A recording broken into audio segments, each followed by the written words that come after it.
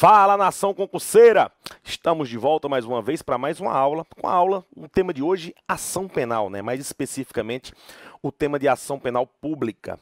Não adianta, não preciso nem dizer que o tema de ação penal, junto com o inquérito policial, são os temas mais recorrentes dentro do direito processual penal para fins de concurso. Então é importante você saber o que é ação penal, entender seus conceitos, entender suas particularidades. O estudo da ação penal vai se dividir em dois momentos. Você tem o estudo topográfico do código, ou seja, sabendo quais são os artigos que têm a ver com a ação penal, que especificamente é do artigo 24 ao artigo 62.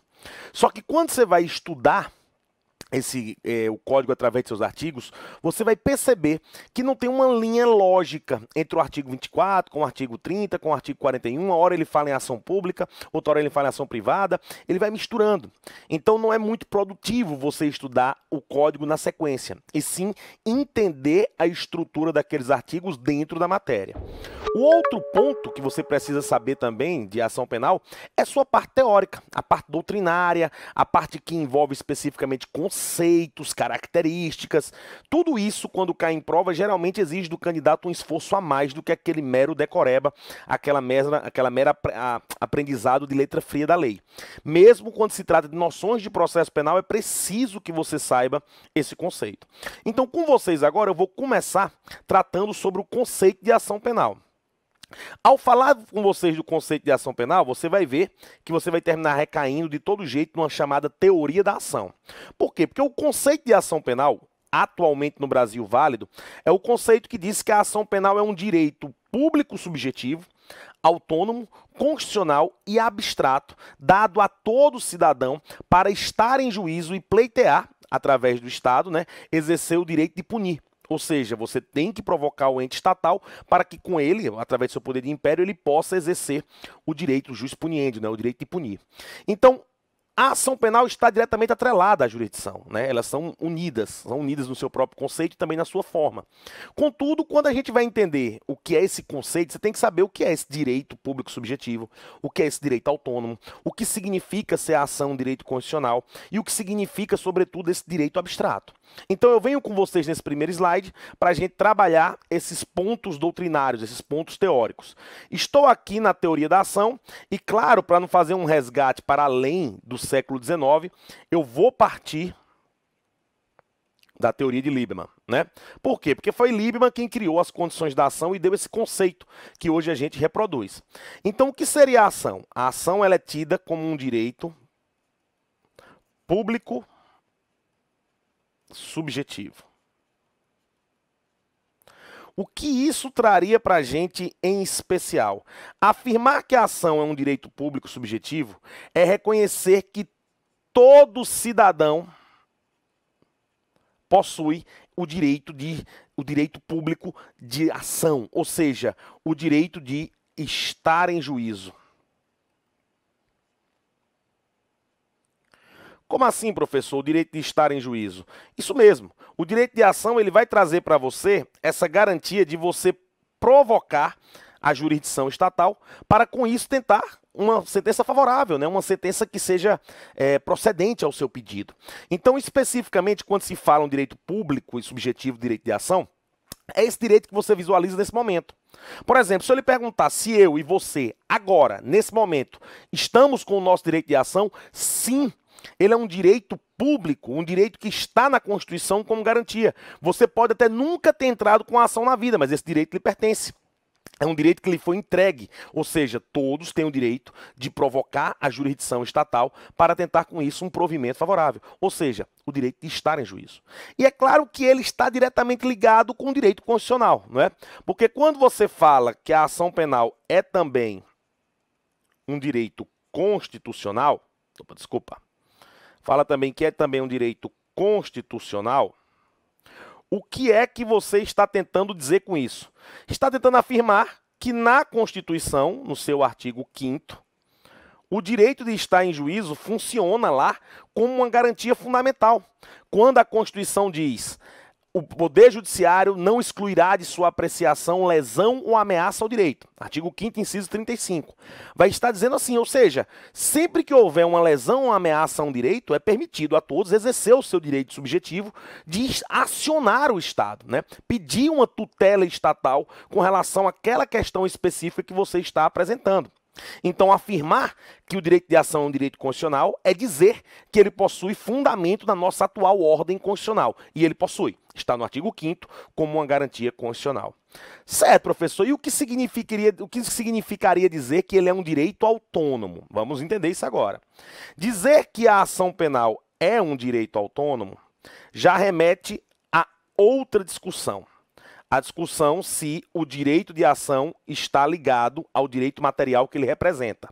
Veja, atualmente o entendimento é de que o direito de ação é um direito que não se confunde, ou seja, diferente, do direito material,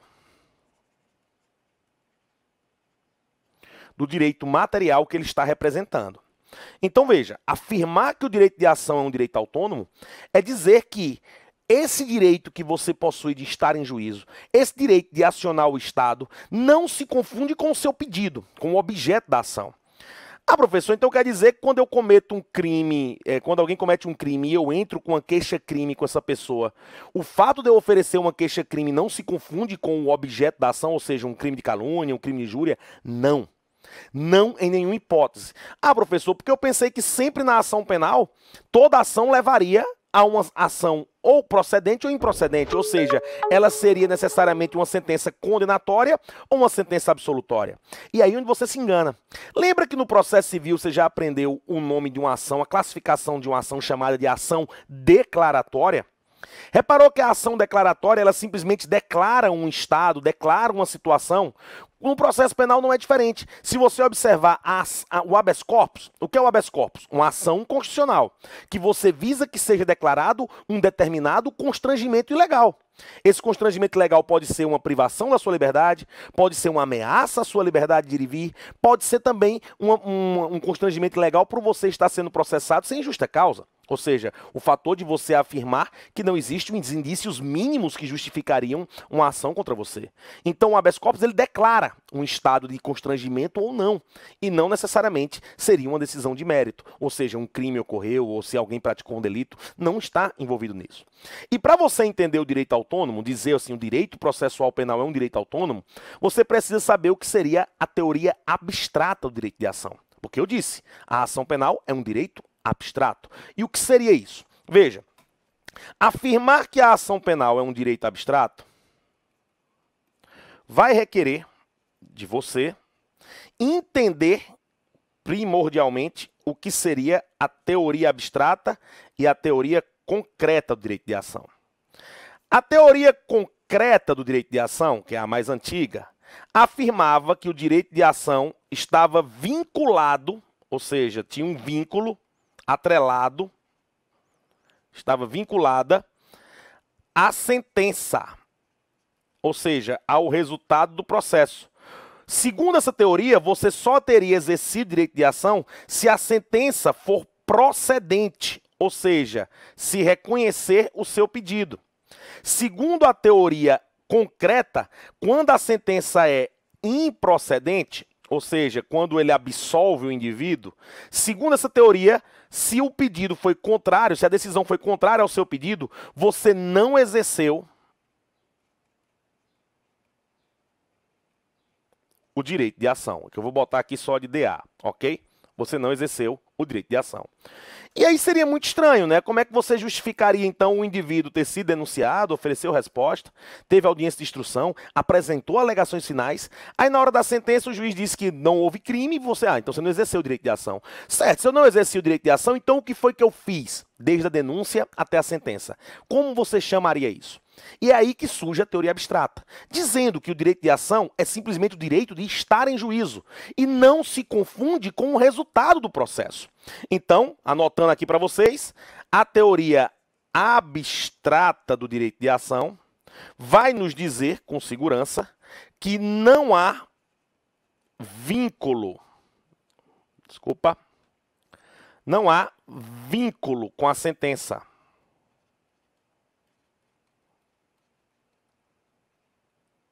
O que isso quer dizer? Quer dizer que pouco importa se a sentença é favorável ou não favorável.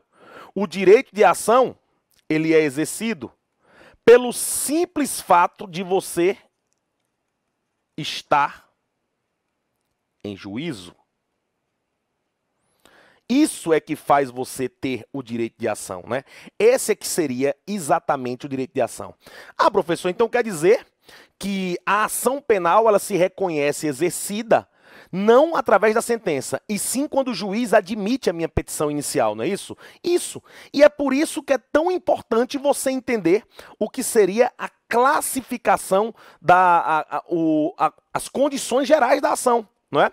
Por quê? Porque as condições da ação serão analisadas pelo juiz no momento que a doutrina chama de juízo de cognição sumária, ou seja, no início da ação. Então, como é que ocorre a sistemática da ação penal? Você entra com a petição inicial, o magistrado vai analisar se estão presentes as condições da ação e os pressupostos, e estando presentes essas condições e pressupostos, ele vai dizer que ele vai dar uma decisão recebendo a denúncia ou recebendo a queixa. Então, quando o juiz diz recebo a denúncia, ele está declarando ali o início da ação penal. Ah, professor, então quer dizer que a ação penal se inicia com recebimento? Sim. Me prove isso aí, professor. Vou lhe provar agora. Atenção. Ainda na teoria da ação, vamos analisar como se dá especificamente dentro de um procedimento. Vamos botar aqui uma ação penal pública, onde houve uma denúncia. Essa denúncia foi ofertada. O simples fato de você ofertar a denúncia já diz que você exerceu o direito de ação? Não. O juiz, ela vai ser ofertada a um juiz, e esse juiz vai fazer uma análise. Ele vai analisar o quê? Ele vai analisar as condições da ação. É aqui onde entra Lieberman. Por quê? Porque Lieberman disse que, embora todos tenham o direito de estar em juízo, o exercício desse direito é condicionado. Então tem que estar presente as condições gerais e também tem que estar presente as condições especiais da ação. E aí, quando você analisa se estão presentes essas condições da ação, o juiz vai dizer o seguinte: se estiver presente as condições, ele vai dizer recebo a inicial.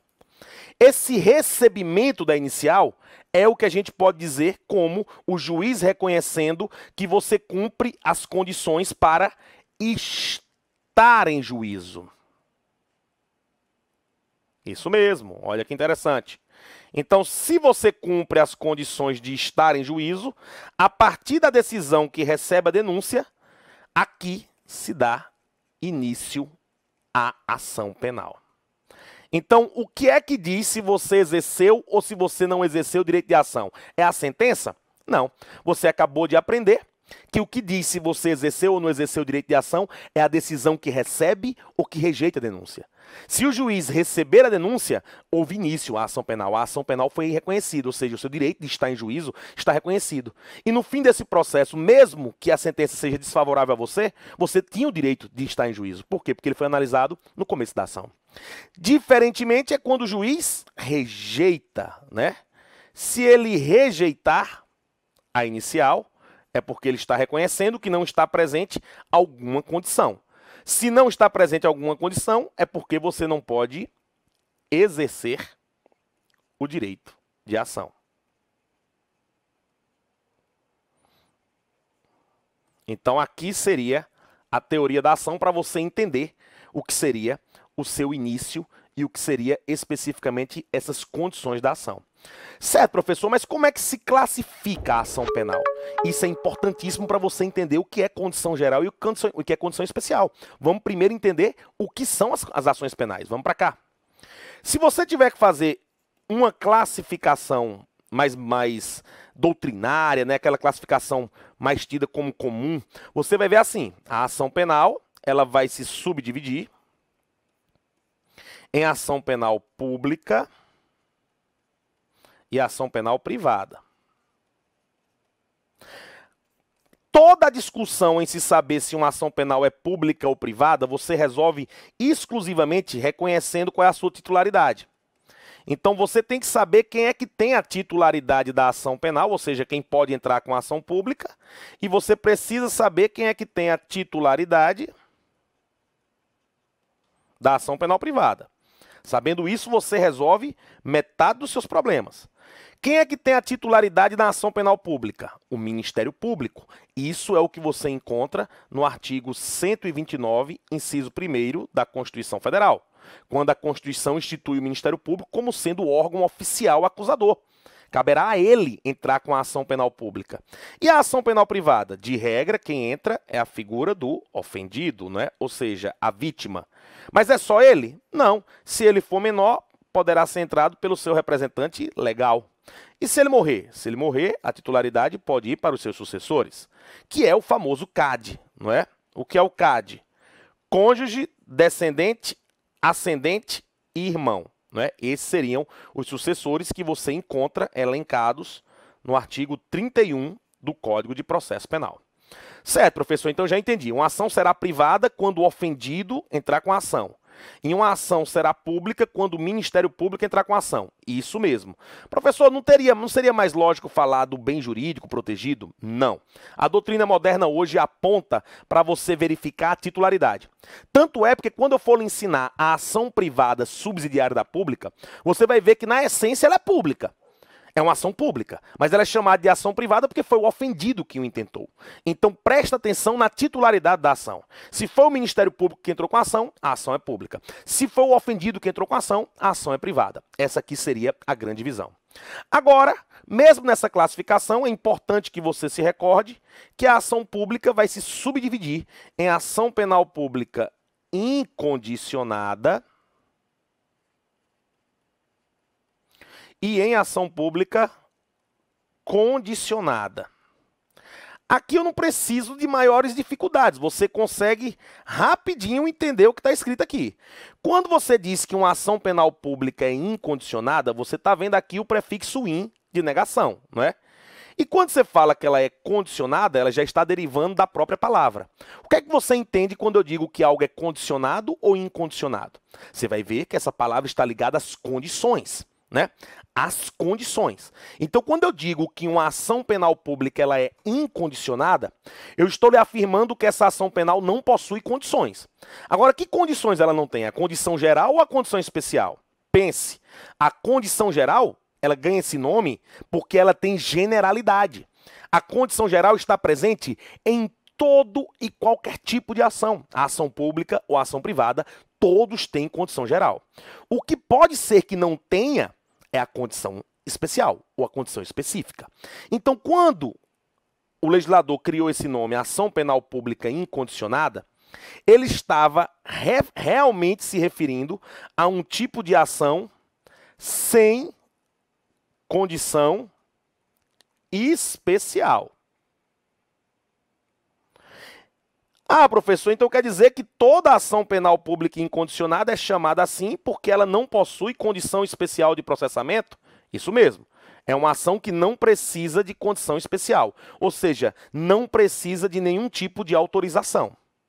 Já a ação penal pública condicionada é uma ação que daqui rapidinho você vê que é uma ação com condição especial, não é? Ela é chamada de ação penal pública condicionada porque ela tem condição especial. E quais seriam as condições especiais na ação penal pública condicionada? Seria aqui a representação do ofendido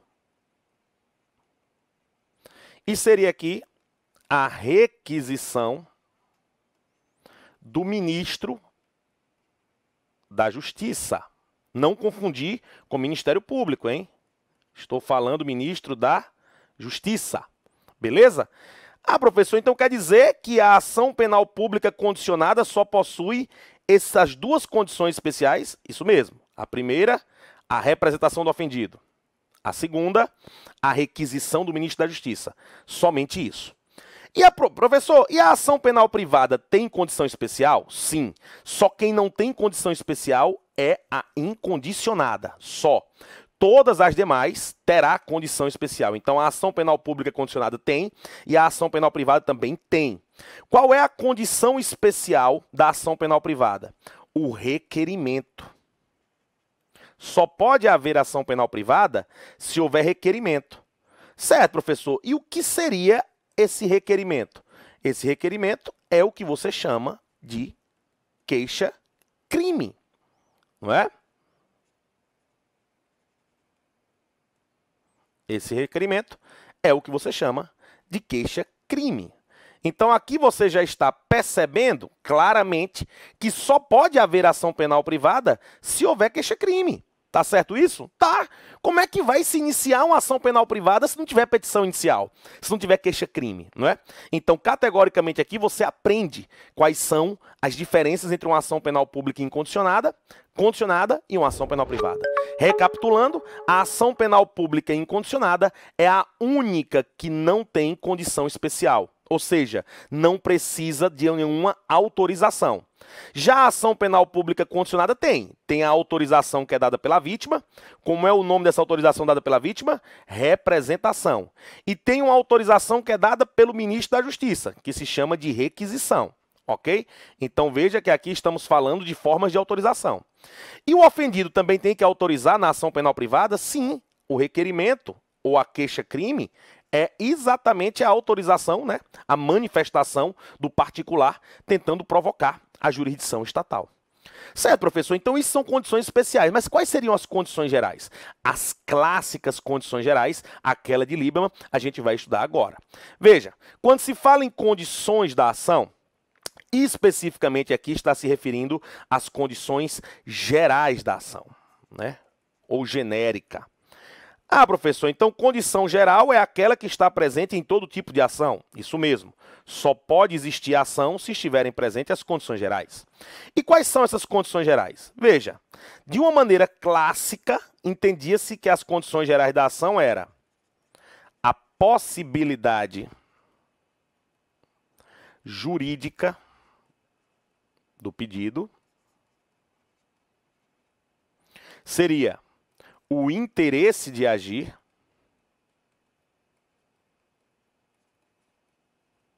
seria a legitimidade de agir,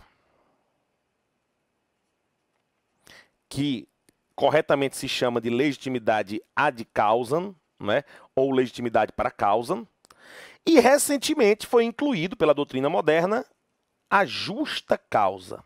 Então, Lieberman, quando criou sua teoria das condições da ação, ele agraciou somente essas aqui, certo? Não tinha a justa causa. A justa causa foi modernamente incluída. Mas está valendo? Está valendo. É importante você chamar a justa causa de condição geral, porque toda ação tem ela. Professor, me diga uma coisa. Eu estava lendo e vi que no processo civil não existe mais as condições da ação. Isso não se aplica no processo penal, não? Não. No processo penal ainda há previsão legal exigindo as condições da ação. Então, as condições da ação continuam presentes no processo penal. Certo, professor? Então, voltando para cá, o que seria, professor, a possibilidade jurídica do pedido? A possibilidade jurídica do pedido é analisar se o pedido que você está fazendo em juízo é um pedido factível, ou seja, possível de processamento. Basta que você esteja diante de um fato típico. Então, a tipicidade é a que vai ser analisada para saber se está presente ou não a possibilidade jurídica do pedido. Ah, professor, então quer dizer que se eu entro com a ação penal, e essa ação penal narra uma conduta que está prevista em lei como crime, eu já estou diante da possibilidade jurídica do pedido? Sim. Agora, se você narra uma conduta que não tem previsão em lei, como um furto culposo, por exemplo, nesse caso, vai lhe faltar a possibilidade jurídica do pedido. A possibilidade jurídica do pedido, então, está diretamente ligada à tipicidade. Beleza? Beleza, professor. E o interesse de agir? Ah, o interesse de agir sempre está presente no processo penal. Por quê? Porque o interesse de agir é dizer se a única via para a solução do conflito seria a via judicial. E como o Estado é o único detentor do direito de punir, e como ele inibe a vingança privada, todo processo penal é regido pelo interesse público. Ou seja, só pode haver punição se houver ação penal. E em razão disso, inegavelmente, sempre haverá interesse público, já que a ação penal é o único meio de punir alguém por uma prática de um crime.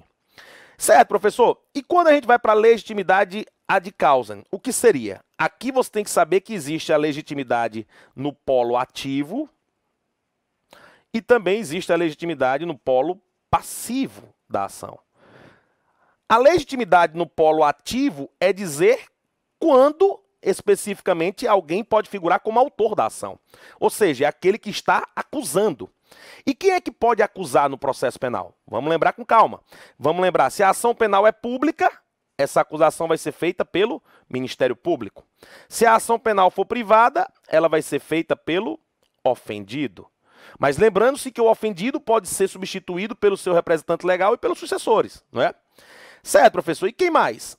A pessoa jurídica tem? Tem. A pessoa jurídica, ela pode entrar com ação penal. Onde está escrito isso, professor? Basta você dar uma lidazinha no artigo 37 do Código de Processo Penal. Lá você vai encontrar exatamente uma referência à possibilidade da pessoa jurídica figurar como autor da ação.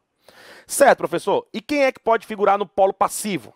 O polo passivo numa ação é exclusivo da figura do réu. É quem pode ser réu.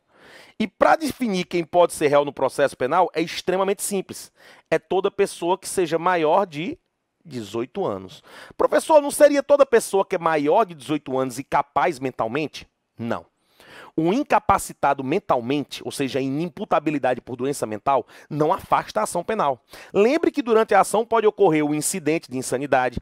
Esse indivíduo, quando comprovadamente possui uma doença mental, ele pode sofrer uma sentença absolutória imprópria. E esse indivíduo pode se sujeitar a uma medida de segurança, ou seja, um tratamento dado pelo próprio Estado. Então não pense que o fato do indivíduo ter uma doença mental, que é um excludente da culpabilidade, o isentaria de ser processado. Ele pode ser processado, ele está isento de pena, não de ação. Beleza? Então anote isso aí que fica seguro para você. É somente isso, professor? Não. Chegou agora a pegadinha do malandro, né? Não esqueça que também pode figurar como réu a pessoa jurídica, não é? Embora existam divergências sobre quais crimes a pessoa jurídica pode praticar, um é indiscutível, que seria os crimes ambientais, né? Artigo 225 da Constituição Federal responsabiliza penalmente a pessoa jurídica pelos crimes ambientais por ela praticado. Então aqui nós temos já o polo passivo. Certo, professor? E o que seria então a justa causa? A justa causa não é difícil de você entender e eu vou lhe dar aqui o conceito doutrinário mais simples de todos. A justa causa é conceituada pela doutrina como sendo o lastro probatório mínimo. O que seria esse lastro probatório mínimo, professor? Seria um mínimo de elementos que demonstram que aquele indivíduo praticou um determinado crime. Então, são duas coisas que você tem que provar. Primeiro, que um crime ocorreu. Segundo, quem possivelmente praticou esse crime. E como se daria esse nome? Veja, a prova da existência do crime a gente chama de materialidade. E quando você demonstra que alguém possivelmente praticou um delito, a gente chama de autoria. Então, especificamente, o que seria a justa causa? Seria a materialidade mais autoria. Materialidade mais autoria levaria, então, ao conceito de justa causa, pelo menos o seu conceito mais simples. Por quê? Porque quando você vai para os tribunais superiores, você vai ver que o STJ e o STF entendem que questões envolvendo a atipicidade da conduta, olha aqui, vou botar em outra letra, eles entendem que a atipicidade da conduta e também as causas extintivas da punibilidade retiram a justa causa, não é? Então, a justa causa seria materialidade e autoria, como aqui estão, né? Seria o somatório desses dois, mas também a justa causa estaria diretamente ligada à atipicidade e à extinção da punibilidade. Logo, justa causa seria, no seu conceito mais completo, o somatório da materialidade e autoria, somando-se à atipicidade e a extinção da punibilidade. Professor, tudo isso que o senhor falou é somente condição geral da ação? Sim. Por quê? Porque as condições especiais da ação é aquelas que a gente elencou. Vou colocar para vocês aqui o que seriam as condições especiais da...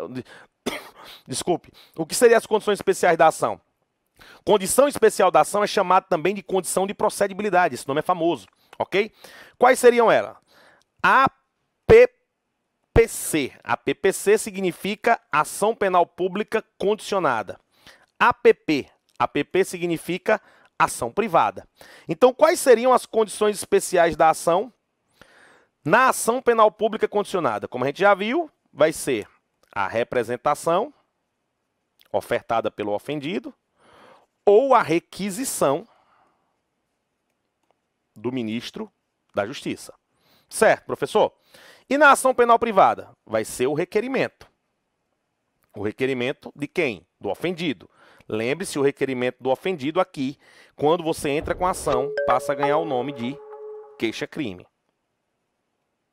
A queixa-crime, então, seria necessariamente a condição de procedibilidade de uma ação penal privada. Cada uma dessas condições especiais possui particularidades que tomam praticamente 50% do que está escrito sobre a ação penal pública no Código. Então é muito importante que você entenda as particularidades de todas essas condições especiais. E é por isso que a gente vai parar aqui, porque chegou no nosso tempo, e daqui a pouco eu volto para a gente complementar essa aula falando sobre condições de procedibilidade e demais temas da ação pública. Até já! Voltamos então para mais um bloco dessa aula sobre ação penal pública, não é? Já falamos sobre a teoria da ação, as condições gerais, as condições especiais, né? Já sabemos que a ação penal pública condicionada está vinculada à representação do ofendido e à requisição do ministro da Justiça, que funcionam como uma forma de autorização, né? Só pode haver ação penal nesses dois casos se o ofendido representar ou se o ministro da Justiça requisitar. Lembre-se que a condição especial é uma condição de procedibilidade, então só pode proceder à ação se houver o cumprimento dessa condição. E vimos que na ação privada, por uma questão comparativa, né, o requerimento à queixa-crime também é necessário para que haja ação. Sem ela, não haverá ação privada, até porque a queixa-crime representa a petição inicial de uma ação penal privada.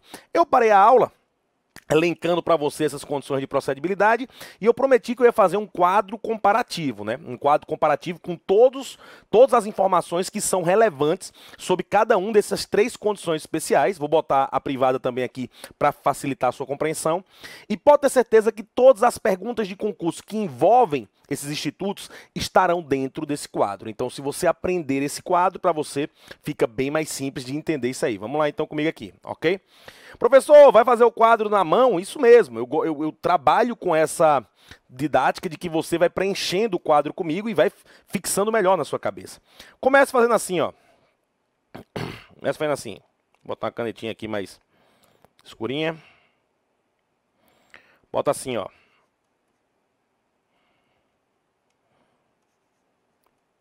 Representação, que seria especificamente a primeira condição de procedibilidade que a gente vai analisar.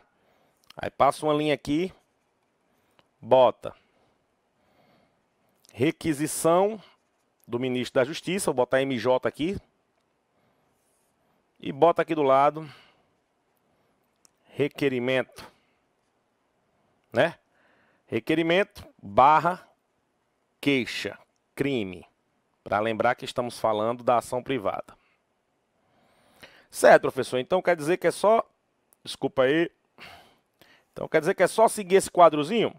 Só seguir esse quadrozinho aqui. Vamos botar aqui ele bem bonitinho e vamos preencher esse quadrozinho com informações que sejam úteis sobre esses institutos. Primeira informação que você vai preencher esse quadro é me dizer a qual tipo de ação pertence essa condição especial ou essa condição de procedibilidade. Eu vou usar a abreviação, certo? Uma abreviação. Então, a representação pertence a que tipo de ação? A ação penal pública condicionada. Eu vou chamar de APPC, certo? A requisição do ministro da Justiça também é da ação penal pública condicionada. E o requerimento e a queixa-crime? Da ação penal privada. Beleza? E é assim que eu vou trabalhar com vocês, preenchendo tópico por tópicos. Então, o primeiro tópico que a gente tem que preencher aqui é saber a que tipo de ação pertence determinada categoria de condição especial. Já vimos que a representação é destinada à ação penal pública condicionada. A PPC, a requisição do ministro da Justiça, também a ação penal pública condicionada, e o requerimento à ação penal privada. Professor, onde está escrito isso no Código? Eu quero botar aqui o artigo de lei. Então, bota aí. Artigo 24, vai estar escrito isso aqui. O artigo 24 vai estar aqui também. E aqui vai estar no artigo 30. Né? Então vai colocando assim, ó. Professor, então não precisa a gente ficar lendo o texto da lei? Não, se você anotar já fica bem claro para você. No material que está enviado para você já está comentado todo o código com a disposição. Olha para cá, ó. Legitimidade da ação penal pública. Aí já botei o artigo 24 aqui para vocês, né? Olha como é que está aqui, ó. Nos crimes de ação penal pública, esta será promovida por denúncia do Ministério Público, tá dizendo quem é o titular, não é? Mas dependerá, quando a lei o exigir, de requisição do Ministério da Justiça, de representação do ofendido, tá vendo? Então ele já traz expressamente aqui como seria a forma ideal para você estudar. Você bota o texto de lei do seu lado e vai aprendendo aqui junto comigo no que está colocando nesse quadrozinho. Certo, professor? Aprendi então qual é o tipo de ação de cada um deles. Outra informação, professor. A representação, ela é um ato formal ou um ato informal? Isso aqui despenca em prova de concurso público. Então preencha aí. A representação, ela é um ato informal. Por que a representação é um ato informal? Porque se você for dar uma observadazinha lá na lei, no artigo 38, não é? O artigo 38, você vai verificar, não, 39, né? 39.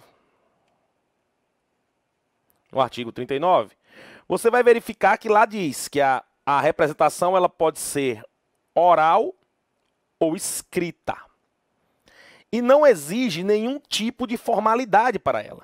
E atenção, esse também é o entendimento do STJ. O STJ entende que a representação é um ato informal e que não precisa de rigor para dar ela. Então, ou seja, quando a pessoa vai na delegacia e fala, olha, meu marido me bateu, eu quero que ele pague, eu quero justiça. Esses termos já podem se configurar uma representação. Então, especificamente, cabe ao delegado explicar o que seria a representação e dali já colocar como estando representado a conduta, não é? Então, a representação é um ato informal. Diferentemente dos seus coleguinhas aqui do lado, a requisição do ministro da Justiça, lógico, é um ato de governo, é um ato formal, enquanto que o requerimento também da ação penal privada, não é? Ou seja, a queixa-crime também é um ato formal.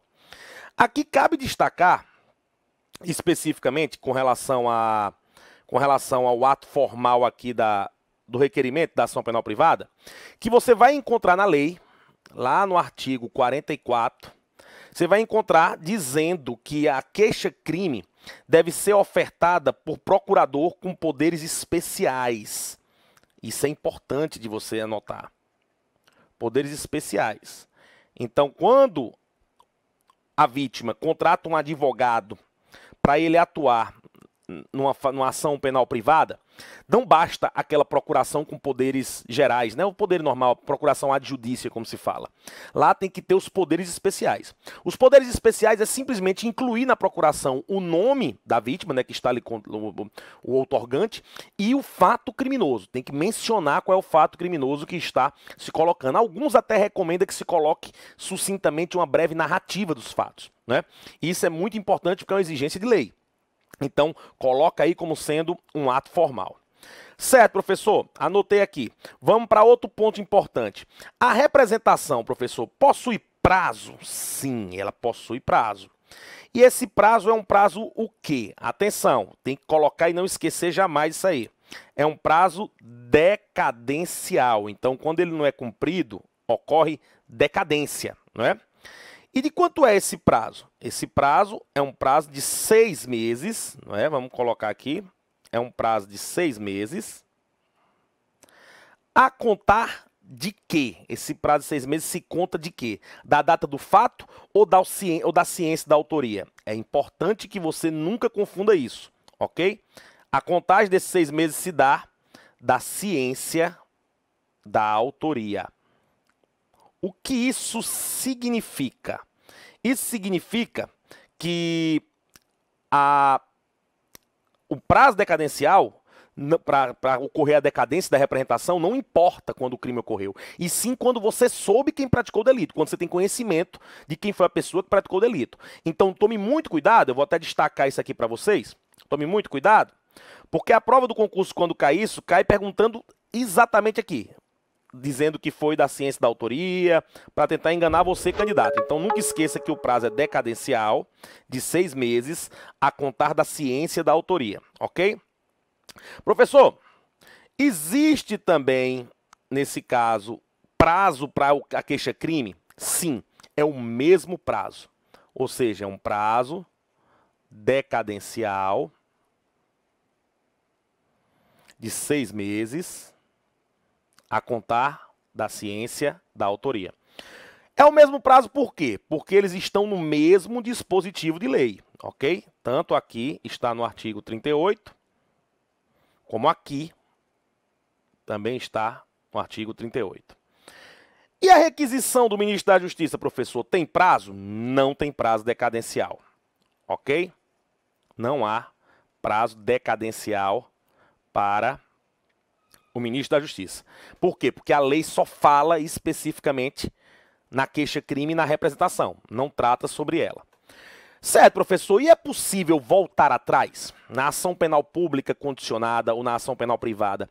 É possível que o indivíduo volte atrás? Na ação penal pública você vai encontrar a famosa regra da retratação. O artigo 25 do Código de Processo Penal vai lhe trazer um texto que você tem que analisar a contrário senso. Olha como é que está lá no texto. Está assim, ó. A representação será irretratável. A representação será irretratável, ou seja, não admite retratação, vírgula, depois do oferecimento da denúncia. Então, se você faz uma análise a contrário senso dessa lei aqui, desse dispositivo de lei, você vai chegar à conclusão de que admite-se retratação da representação desde que ela ocorra antes. Antes de quê? Do oferecimento da denúncia, como a lei assim exige. Então, voltando para cá, voltando para o slide que eu estava preparando com vocês aqui, a gente vai colocar essa informação. A representação admite retratação? Aí sim, ela admite retratação. Só que aqui eu vou colocar já uma pegadinha de prova de concurso para vocês. Por quê? Porque a retratação aqui você vai aprender a regra geral. Qual é a regra geral? Aquela que está no artigo 25, que a gente acabou de ver aqui. E eu vou lhe dar aqui uma exceção. Uma situação excepcional. Certo, professor? A regra geral, então, seria essa do artigo 25, não é? É. Segundo a regra geral, é admitida a retratação desde que ela ocorra antes do oferecimento da denúncia. Isso mesmo. Essa é a regra geral. É possível a retratação de crime de ação penal pública condicionada desde que ela ocorra antes do oferecimento da denúncia. Beleza? Beleza, professor. E qual é a exceção? A exceção, vou colocar aqui com outra cor até, a exceção está no artigo 16 da Lei Maria da Penha. Aí você deve pensar, professor, peraí, eu acabei de estudar direito penal e eu aprendi que na Lei Maria da Penha não existe crime de ação penal pública condicionada. Tá certo isso? Isso está errado. Não confunda. O que foi que o STF decidiu e o STJ publicou uma súmula sobre isso? A súmula 525, né? O que é que ela publicou? Ela publicou que o crime de lesão praticada em violência doméstica, lesão corporal, não importa se a lesão é leve, se a lesão é culposa, não importa. Todo crime de lesão praticado em âmbito de violência doméstica é de ação penal pública incondicionada. Mas o crime de ameaça, por exemplo, mesmo no contexto de violência doméstica, permanece sendo um crime de ação penal pública condicionada, ok? Então não esqueça, é possível haver retratação na Lei Maria da Penha? Sim, tanto que o artigo 16 da Lei Maria da Penha faz referência a isso. O crime de ameaça, por exemplo, admite retratação. Só que aí tem um porém. Por quê? Porque todos os crimes, excetuando-se a Maria da Penha, a retratação ocorre antes do oferecimento da denúncia. Mas na Maria da Penha, a retratação tem que se dar na frente do juiz. Então ele ocorre após o oferecimento, em uma audiência perante o juiz, para saber se a mulher foi ou não foi coagida, né, para se retratar. Então anota aí e não esquece. A regra geral é antes do oferecimento. Contudo, quando se tratar de Lei Maria da Penha, é possível que você esteja diante de uma situação em que a retratação vai se dar após o oferecimento da denúncia.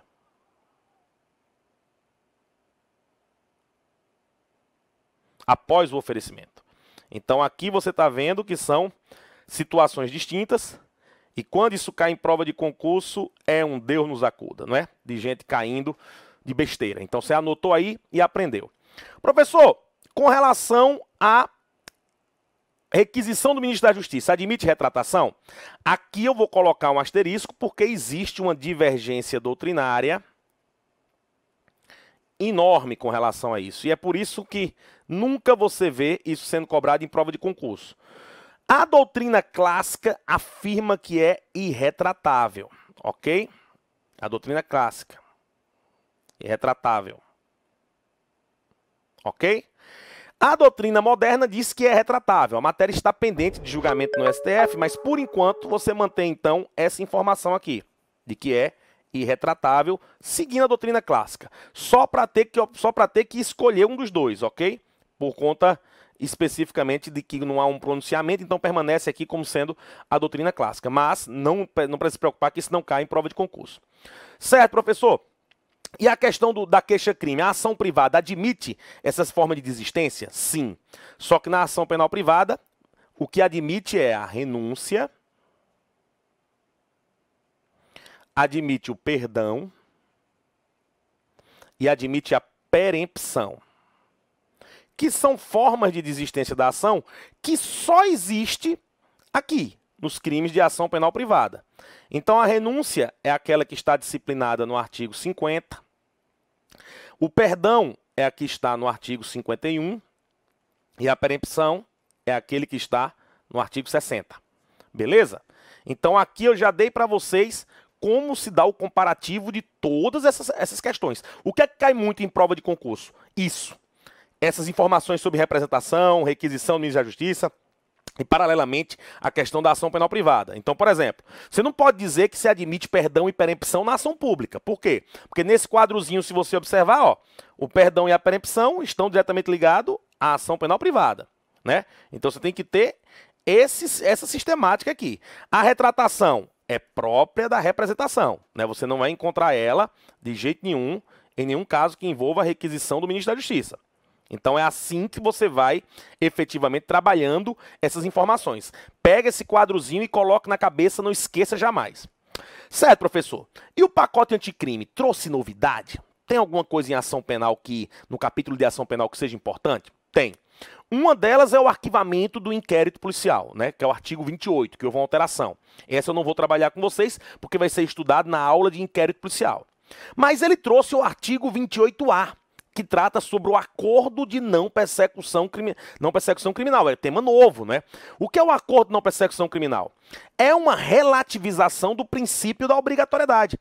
É uma situação em que o Ministério Público sabe que o indivíduo praticou um crime, mas a lei permite a ele, em vez de denunciar, permite a ele efetivamente fazer esse acordo. Isso é novidade? Não, isso já existia no juizado. A doutrina chama isso de obrigatoriedade mitigada.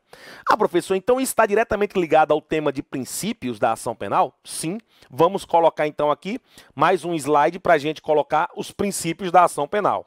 Aqui eu vou precisar que você coloque mais uma vez um quadro comparativo entre a ação pública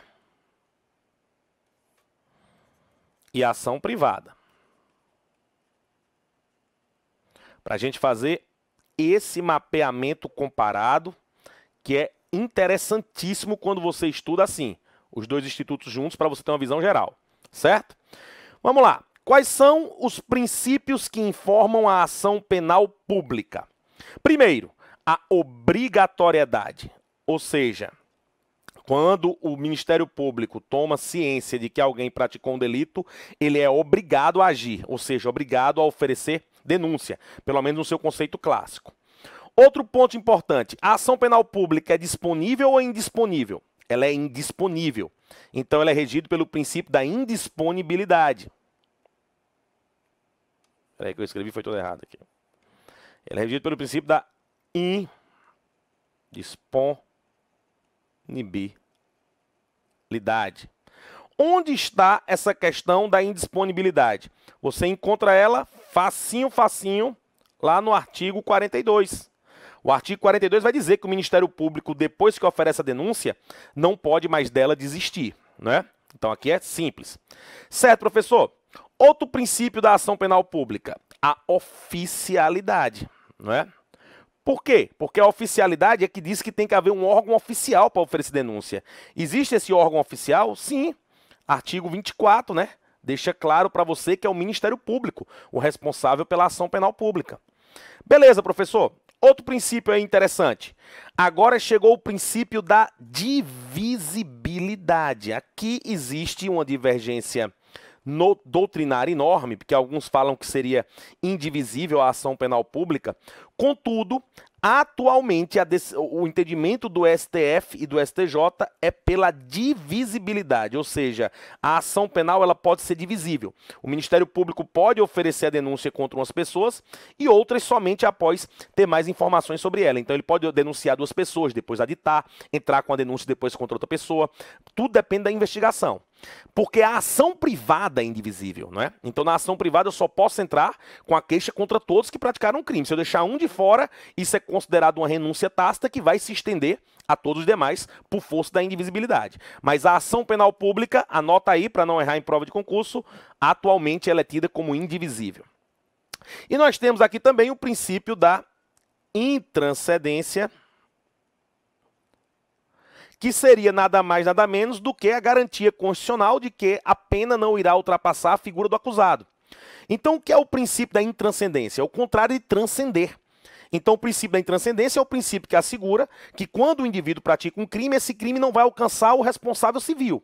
Por exemplo, imagine que o indivíduo está dirigindo aqui um caminhão da Coca-Cola e bate um carro e dessa batida causa lesões no passageiro que estava no outro carro.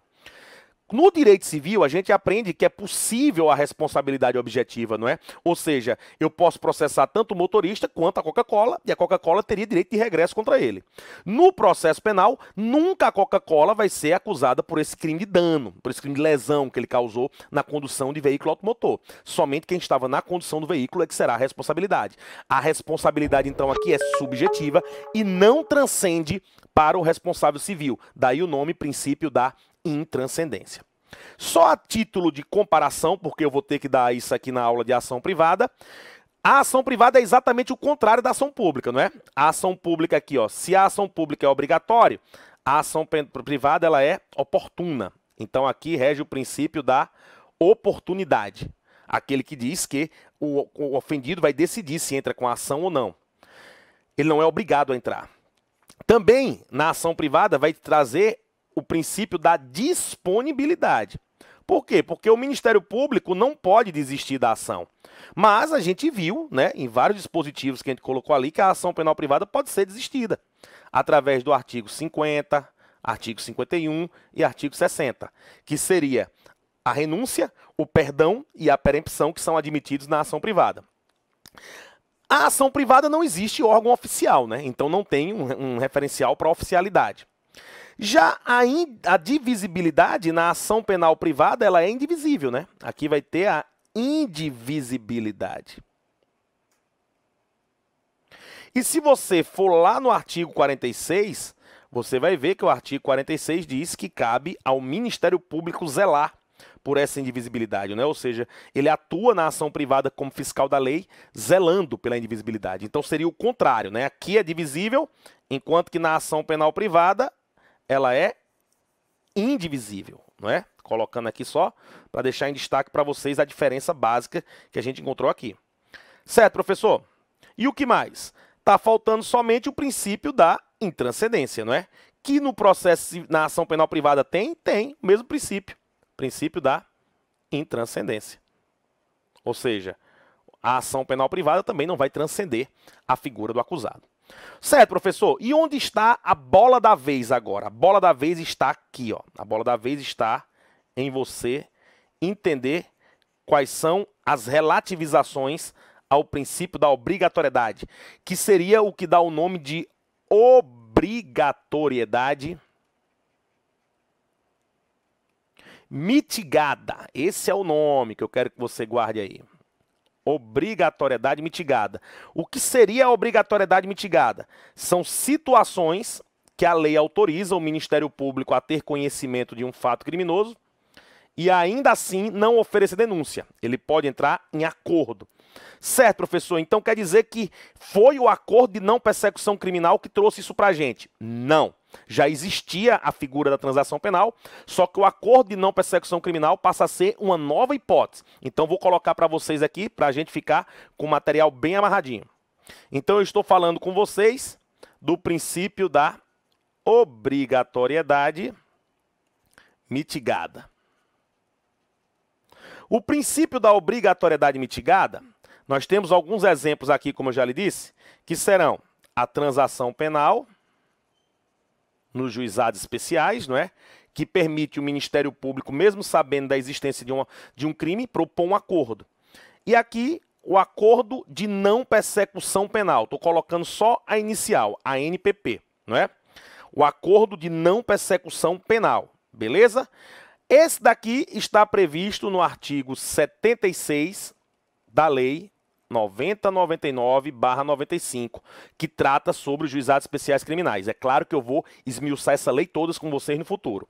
E agora eu vou trabalhar com vocês com o atual artigo 28A do CPP. O artigo 28A do CPP é onde está, na verdade, especificamente, o acordo de não persecução criminal. Então eu vou descer com vocês aqui para o slide do artigo 28A e vou mostrar para vocês quais são os requisitos, como se dá essa questão do acordo de não persecução criminal, em que momento ele acontece. O momento eu já vou logo lhe dizer, ele acontece antes do inquérito. Isso mesmo. Pode ser no curso do inquérito? Pode também. Mas certamente ele se dá antes da ação. Então o acordo de não persecução penal, como ele está dizendo aqui, é especificamente um acordo para evitar que haja uma investigação e uma ação contra aquilo. Ou seja, o Estado elegeu, o legislador elegeu uma categoria de crimes que permite ao Ministério Público negociar com o acusado uma forma de uma pena, uma forma de restituição do dano. Ou seja, é um play bargain. Né? O típico play bargain, ou seja, a forma de negociação é a justiça negociada entrando dentro do Código de Processo Penal. Olha o que diz o artigo 28A, eu vou pontuando para vocês aqui o que é importante de você pegar em cada disso aqui do texto de lei. Professor, o importante aqui é o texto de lei? Sim. Por quê? Porque como é norma nova, isso aqui vai cair em prova demais, vai cair o texto da lei. Então, primeiro requisito para o acordo de não persecução criminal, não sendo caso de arquivamento, né? Então, ou seja, não pode ser uma hipótese que o promotor ia pedir o arquivamento. Se não é caso de arquivamento, então é caso de denúncia, né? Tem que ser caso de denúncia. Ou seja, tem que haver justa causa. Se o promotor entender que havia a possibilidade de denunciar, ele poderá propor o acordo de não persecução. Se era para arquivar, ele deve pedir o arquivamento e não o acordo. Aí aqui, ó, não sendo caso de arquivamento e tendo o investigado confessado formalmente o delito, olha só, então uma das exigências aqui é que o próprio indivíduo produza prova contra si mesmo. Aí você fala, professor, mas ele não tem a garantia de não produzir prova contra si mesmo? Tem. E se ele quiser, ele não precisa confessar? Não precisa. Mas também ele não vai ter o acordo. Por quê? Porque é requisito de lei que haja a confissão. Então aqui a confissão, ó, vou botar aqui, requisito de lei, requisito 1. Então a confissão vai ser formal e circunstanciada da prática de infração. Agora chegou o grande e importante momento. A prática de infração que seja sem violência ou grave ameaça, outro requisito, né? Sem violência ou grave ameaça, e que tenha uma pena mínima inferior a 4 anos. Então, olha aqui o que ele colocou como sendo critérios para o acordo de não persecução, ok? Ele colocou aqui, vou numerar, outro requisito, 2, que o crime seja sem violência ou grave ameaça, e o terceiro requisito aqui, que a pena mínima seja de até 4 anos. Aí segue o legislador. Nesse caso, se for assim, poderá o Ministério Público propor o acordo de não persecução criminal, desde que seja necessário e suficiente para a reprovação e prevenção do crime. Então pode ser que mesmo que o indivíduo confesse, mesmo que o crime seja sem violência, mesmo que o crime tenha uma pena menor do que 4 anos, pode ser que o promotor negue o acordo com base nesse argumento aqui. Ou seja, dizendo que o crime não é suficiente para a reprovação, o acordo não é suficiente para a reprovação e prevenção do crime. Por exemplo, tráfico de drogas. É crime sem violência, não é? Na sua forma privilegiada, ele vai baixar da pena de 5 anos para 1 ano e 8 meses. Por que, professor? Mas não é 4 anos aqui, não? Não, se você olhar o parágrafo 1º dessa lei aqui, O parágrafo 1º vai dizer que para definir essa pena mínima, vai levar em consideração as causas de aumento e de diminuição. Então, o tráfico poderia entrar aqui na sua forma privilegiada. Ó, para a aferição da pena mínima, combinada ao delito a que se refere o caput desse artigo, serão consideradas as causas de aumento e as causas de diminuição aplicáveis ao caso. Então, se uma causa de aumento faz a pena passar de 4 anos, não será possível o acordo. Se uma causa de diminuição faz uma pena diminuir de 4 anos, ficar inferior a 4 anos, será possível o acordo, como é o caso do tráfico privilegiado. Certo, professor? Tem algumas condições para o acordo? Sim, todas essas condições estão nos incisos que compõem o artigo 28A. Então, aqui você vê, ó, vai ser necessário reparar o dano ou restituir a coisa à vítima, claro, quando for possível, renunciar voluntariamente a bens e a direitos indicados pelo Ministério Público, como instrumentos, produto e proveito do crime, ou seja, coisas que você comprou pelo crime. Vai ser preciso prestar serviço à comunidade, a entidades públicas e privadas correspondente no período da pena mínima, não é? Pagar prestação pecuniária à entidade pública. E também você encontra aqui a possibilidade de você cumprir por prazo determinado outras condições indicadas pelo MP, ou seja, uma carta em branco para o MP colocar outras condições que aqui não estejam. Professor, esses requisitos são alternativos ou cumulativos? Pode ser os dois. Se você ler o artigo 28A, está lá dizendo que essas condições são cumulativas ou alternativas. Cabe ao Ministério Público decidir isso aí. Certo, professor, mas existem situações que não admitem o acordo, não é? Sim, essas situações que não admitem o acordo estão no seu parágrafo 2º, que diz, ó, o disposto no caput desse artigo não se aplica nas seguintes hipóteses. Se o crime for cabível transação penal, então o que isso quer dizer? Quer dizer que se o crime for uma infração de menor potencial ofensivo, não admitirá acordo de não persecução criminal. Outra questão, se o investigado for reincidente ou se houver elementos probatórios que indiquem que ele tem conduta criminal habitual, reiterada ou profissional, ou seja, aquele que vive do crime. Também não será permitido o acordo de não persecução criminal se o agente tiver sido beneficiado nos últimos 5 anos anteriores ao cometimento da infração com um acordo de não persecução, com uma transação penal ou com uma suspensão constitucional do processo. Esses dois últimos são do juizado, não é? E o quarto diz que também não se admitirá esse acordo nos crimes praticados no âmbito de violência doméstica e familiar, ou seja, naqueles que envolvam a Lei Maria da Penha. Aí depois daqui você vai encontrar vários parágrafos, do parágrafo 3º até o parágrafo 14, falando somente sobre as formalidades do acordo, o que é que acontece se o juiz não homologar, se ele recusar, para onde envia se o promotor não propor. Então eu peço a vocês que dêem uma lidinha, grifando ponto por ponto o que está aqui nesse acordo de não persecução penal a partir do parágrafo 3º. E aí você faz sempre suas anotações para assimilar melhor esse conteúdo, beleza? Daqui a pouco eu volto com vocês para mais uma aula, agora sobre ação privada. Até já!